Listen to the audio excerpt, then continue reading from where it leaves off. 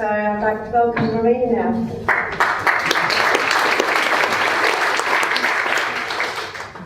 I'm Duquesse's rich cousin. I represent the water and wastewater business. So what I'm going to do is I'm going to talk about Watercare. I'm not here to tell you that the rest of New Zealand needs to have a model like Watercare. I'm just talking about Watercare. So what I'm going to do is I'm going to take you through what it is, how we're set up, what we have achieved, especially since 2010 when integration happened, and why I believe we were able to achieve that, and that should give you a sense of the model, because it's extremely difficult to describe a model. So, Watercare Services Limited, this is a very engaging slide. It's got all the facts. Okay? We're a council-controlled organisation, so we're a CCO. We're also a politically owned organisation, POO. That's who you're supposed to. We're 100% owned by Auckland Council. We're a company under the Companies Act. In fact, Watercare is the second largest company in New Zealand on asset value, second only to Fonterra. Okay, we'll talk about balance sheet a little later. We're not for profit. So we do not pay our shareholder any dividends. We don't get any money from our shareholder either. We focus on just water and wastewater services. We do not do stormwater. We leave that to Healthy Waters, and I'll explain why. We believe that's better. We own all our water and wastewater assets. Our assets are valued at $9 billion. Our debt is 1.6 billion, so we have what I call a very lazy balance sheet. We have no regulatory powers. The council has the powers, because we're a company, and there's no legislation that gives us powers. So we have no powers to levy rates. All our services are provided under common contract. So we have a contract with all our customers. And therefore all our charges are by contract. We meter all our customers, and they pay us on a volumetric charge. So our water is 100% volumetric, that is to provide strong incentive for demand management, and our wastewater charges are fixed and variable volumetric. And we have what we call infrastructure growth charges. That's the equivalent of your developer contributions, except that it is paid at the time a connection is made.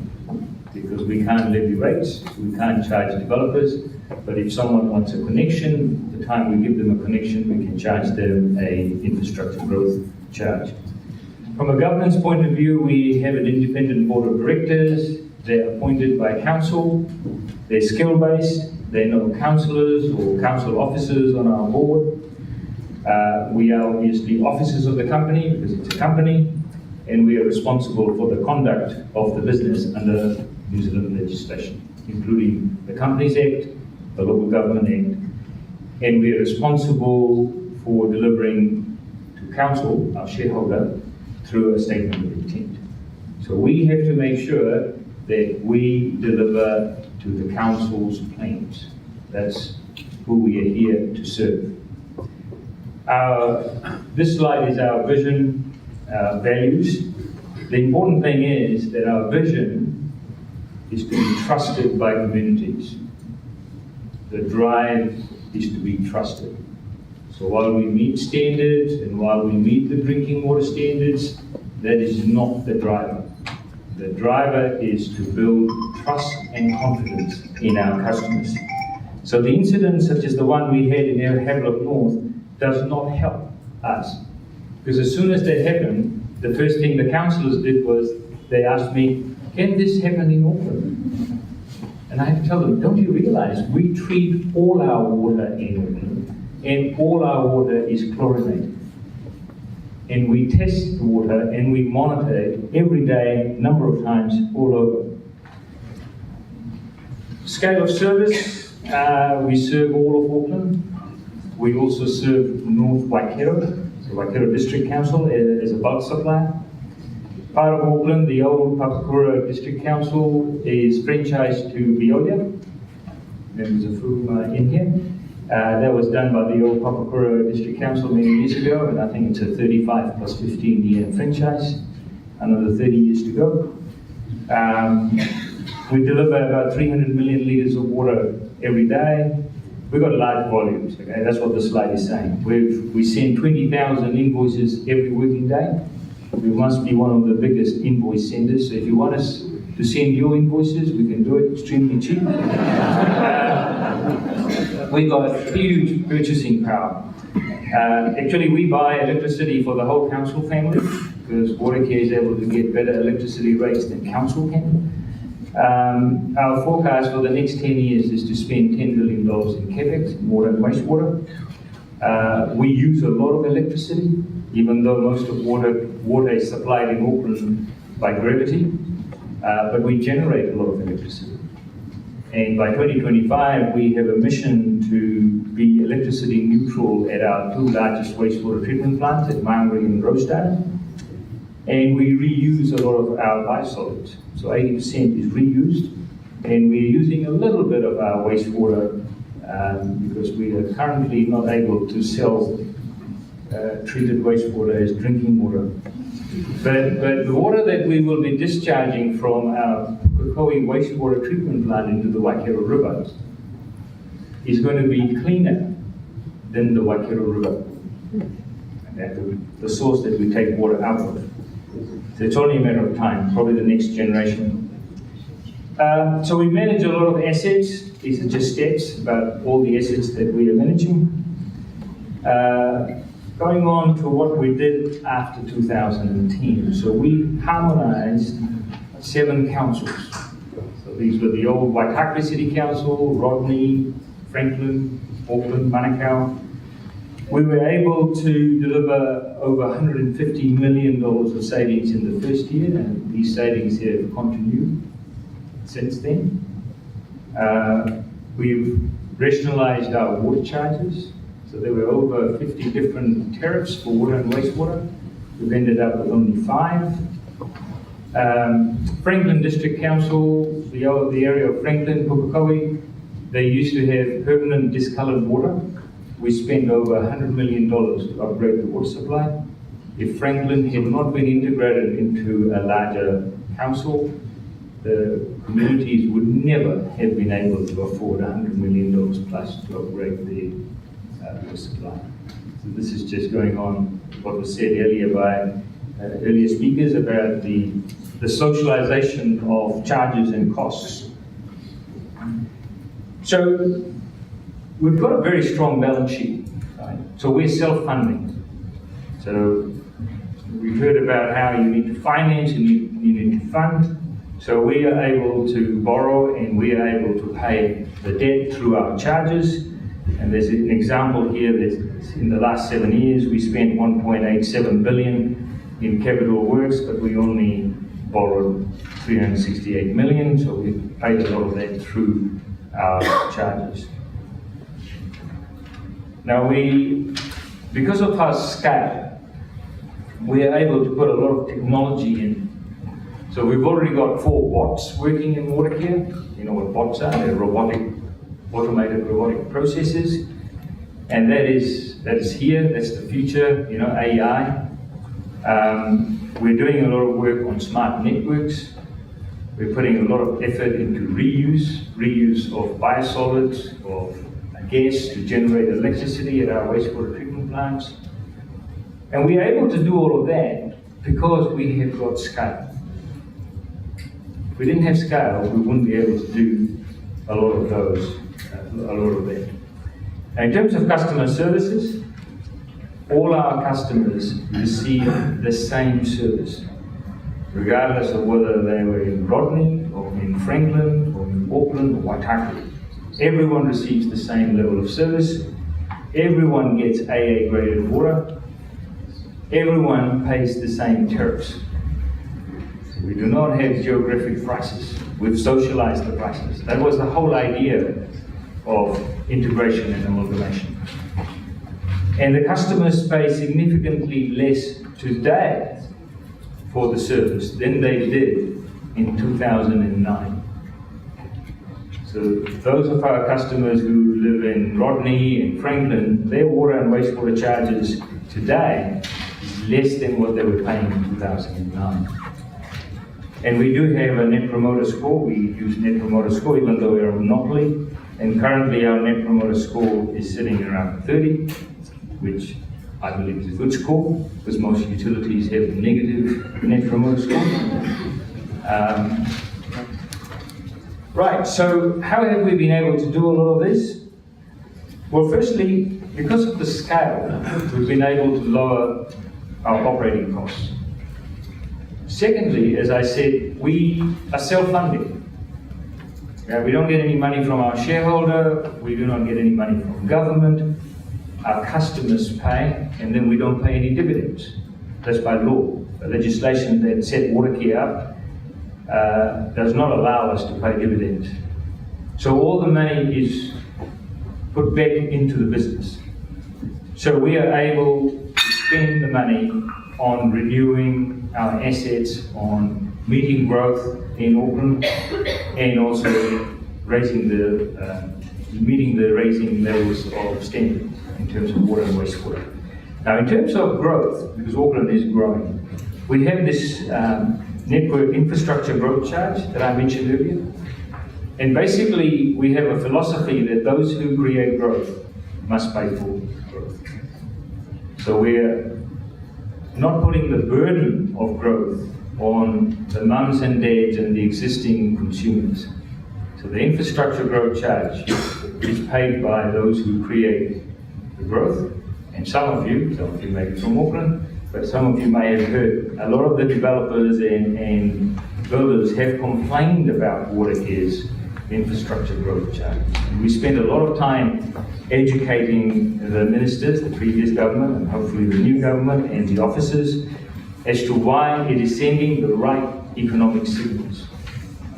If the developers feel that they need the infrastructure, that they pay for it.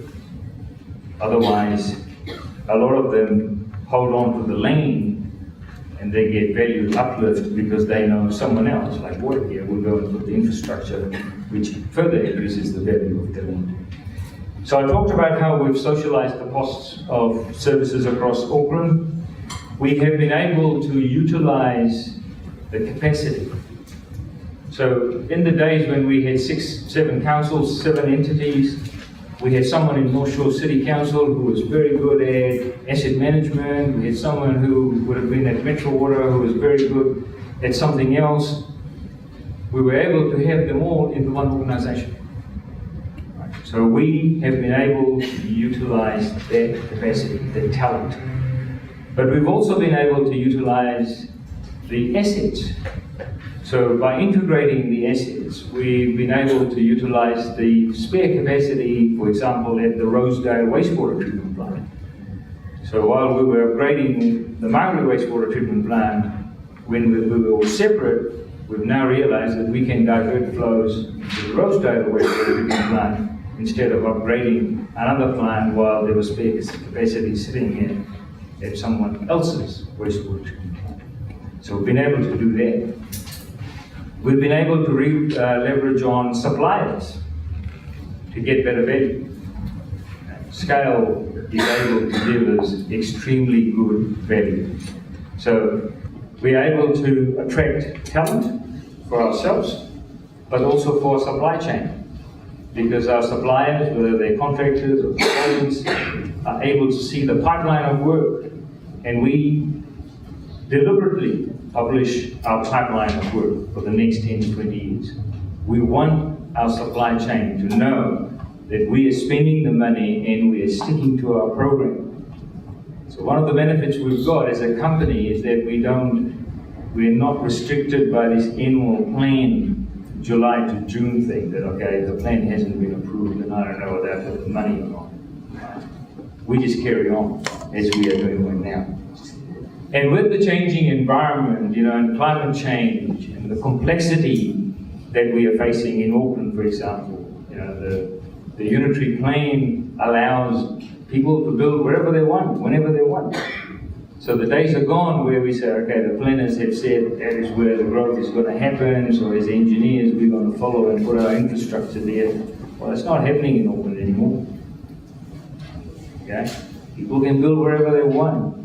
They buy 6 houses, demolish it, and say they're going to put 30 there. And then we have to respond, right?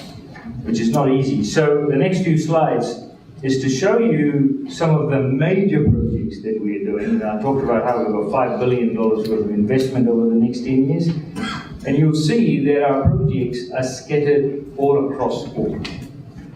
Okay? So this fear that the money will be spent in the old Waitaki area or the old Auckland City area or the Manukau area, well, the projects are scattered all over the place because we are serving the people of Auckland. All of them. And Waikato, North Waikato as well. Okay? So these are some examples of the projects that we're doing. And we have some very unique points of difference now. Of course, I mentioned how we've got a graded water for everyone.